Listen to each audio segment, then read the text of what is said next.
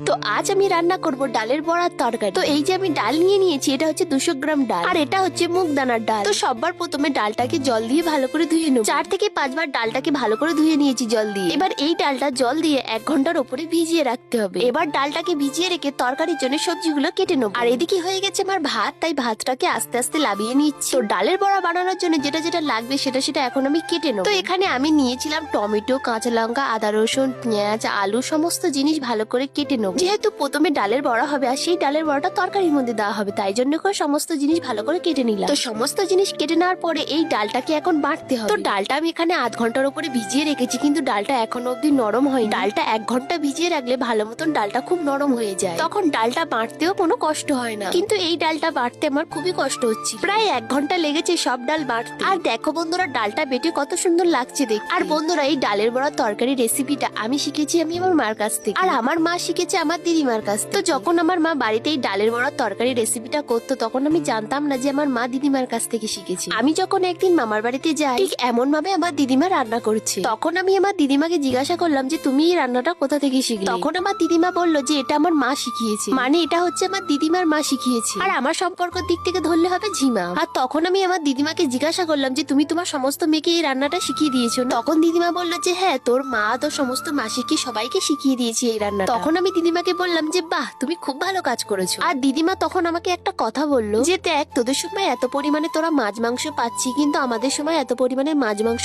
ছিল না। তখন আমরা লোকের বাড়ি কাজ করলে লোক যেই টাকাটা দিত সেই টাকায় আমাদের সংসার চলতো। আর তখন টাকার মূল্য এতটা পরিমাণে ছিল, 1 টাকা 2 টাকা দিলে 1 গামছা খাবার হতো। আর তখনকার সময় আমরা 200-300 টাকা দিয়ে জায়গা কিনেছি। কিন্তু এখনকার দুনিয়ায় এমন হয়ে গেছে যে 500 টাকারও কোনো মূল্য নেই। তুমি যদি কোনো জায়গায় কাজ করে 500 টাকা মজুরি পাও, তখন তুমি বলো এই তো 500 টাকা আমার একদিনেই শেষ। একটা রিচার্জ মারতে নেয় 350 টাকা, আর 500 টাকা দিলে সেখান থেকে মাত্র আমাদের 150 টাকা ফেরত দেয়। আর সেই 150 টাকা একদিন বা দুদিন বাদে শেষ হয়ে যায়। তো যাই হোক, দুনিয়া বদলাচ্ছে, সময় বদলাচ্ছে, দুনিয়ার কালচারও তো বদলাবে, আর তেমন অনুযায়ী জিনিসপত্রের দামও খুব বাড়ছে। তো যাই হোক, আমি অনেকক্ষণ ধরে জ্ঞান দিলাম আর তোমরা সেই জ্ঞানটা অনেকক্ষণ ধরে শুনলে, তার জন্য তোমাদেরকে জানাই অনেক অনেক থ্যাংক ইউ। আর দেখা হচ্ছে নেক্সট ভিডিওতে। আজকের মতো টাটা।